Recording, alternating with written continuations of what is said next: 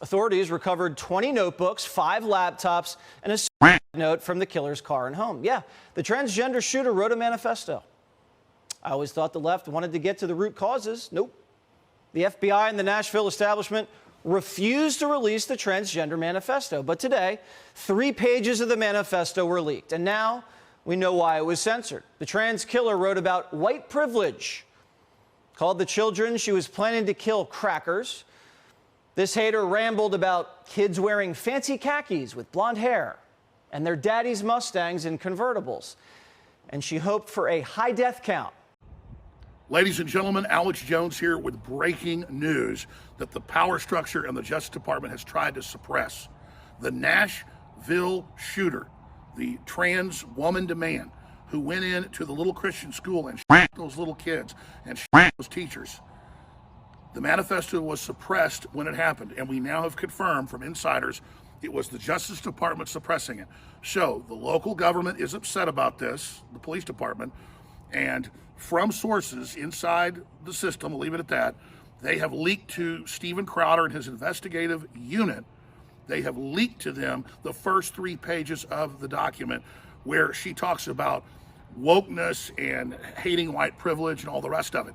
This is being done to then pressure the government itself to officially, of Nashville, release the manifesto, because it's reportedly huge, and see how this monster was brainwashed and poisoned by leftist propaganda. Reportedly from the sources, she was a total brainwashed leftist on a bunch of psychotropics that love BLM, you name it. Steven Crowder has the first tranche. We're told more is going to be coming. This is big. The system is trying to suppress it, and they're going to be very, very upset that this has now come out because it flies in the face of their narrative and shows how the anti-white, brainwashing, leftist Marxist agenda is creating these type of poisoned minds. Welcome back to Totally Based. I'm Joey Gaskin, and today we obviously have to talk about the Nashville incident and the manifesto that's out right now from Steven Crowder. But before we do that, make sure you hit that subscribe button and ring that notification bell so you never miss out on new content from me.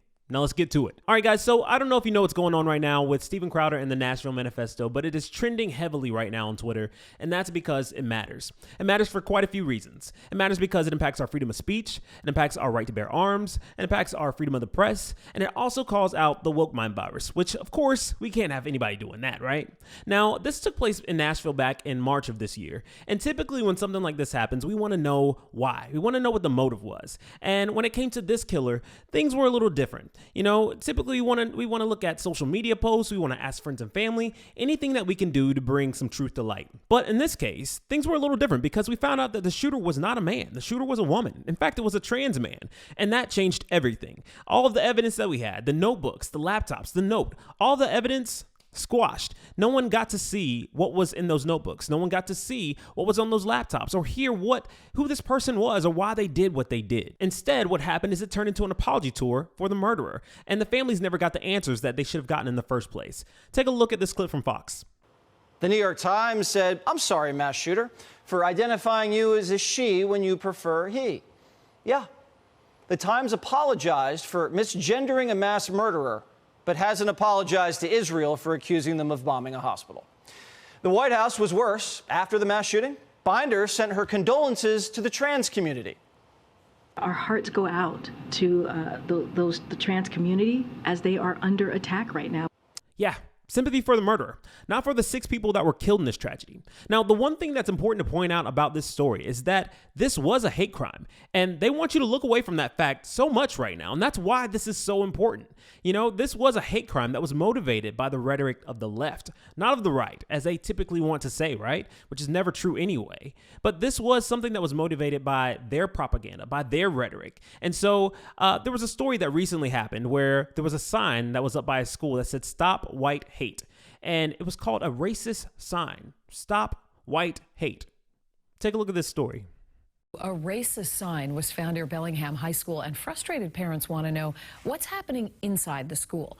WBZ's Christina Hager's live in Bellingham tonight. Christina, the school says hate has no place on its campus. Elisa, the superintendent sent out an email this week saying he's deeply saddened and that the school staff works hard to create an environment where all students can feel like they belong. But some parents here say more needs to be done.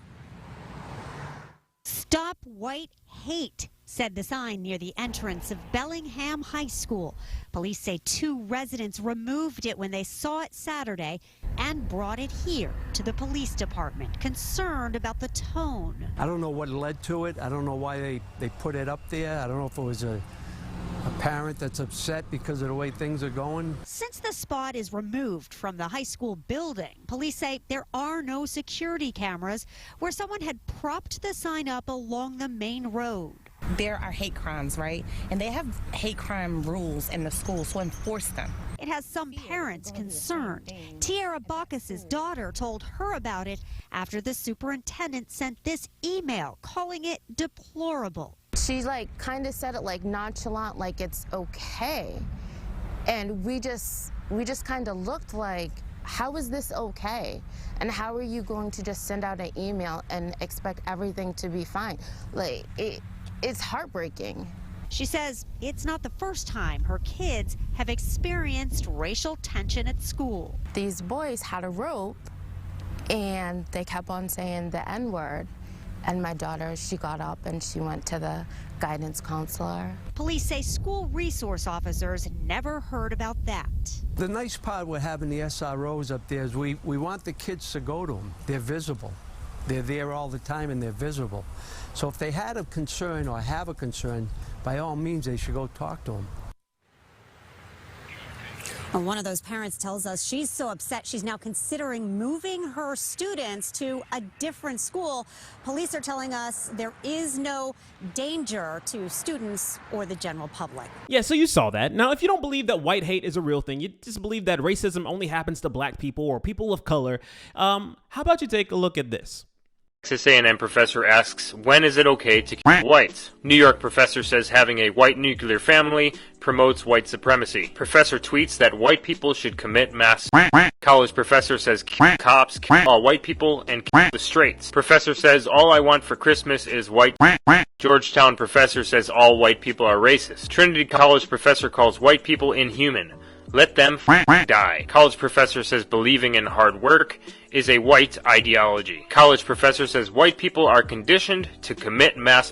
A professor equates math with white privilege. A professor says white supremacist patriarchy is responsible for the Vegas shooting. Professors hold a white racism course at FGCU. USC professor calls for against all white people. Professor says I'll teach my children to be cautious and distrust friendship with white people. Baltimore professor says white people need to personally give all of their money to black people. College professor says some white people may have to solve racism. College professor says white masculinity is a problem for America. Georgetown professor says all white people are racist. Rutgers professor was taken to the NYC hospital for psychiatric evaluation after he tweeted threatening white people. White professor calls all white people to mass because of slavery. Here's a slide from a college classroom that says white tears on a mug. Here's another slide from a college classroom that says white people stay colonizing. White privilege does exist. Bigfoot, unicorns, reverse racism, what do they all have in common? Stating that reverse racism isn't real. Y'all white people are dangerous. The horror story is white people are a plague to the planet. Here's one that says white people are crazy. And finally, how white people play society. Yeah, looks like a real thing to me. Also looks like people are trying to cover up this story. You have Facebook and YouTube pulling down videos and censoring things. You have the mayor of Nashville coming out saying he's going to investigate how this thing leaked in the first place. It just seems like all the momentum is shifting in the wrong direction. And that is because they don't want you to know that it was their propaganda. It was their rhetoric that caused this whole thing to happen in the first place. This is what I call systemic racism, where you use schools and companies and all the institutions to push your own narrative. And when your narrative produces hate, which is what they want to do in the first place, and it produces death, which is what's happened in this case, you are responsible, and they do not want to be responsible. Anyways, guys, that's all I have for you today. If you like this video, please like, comment, share, and subscribe, and I'll see you guys in the next video. Peace.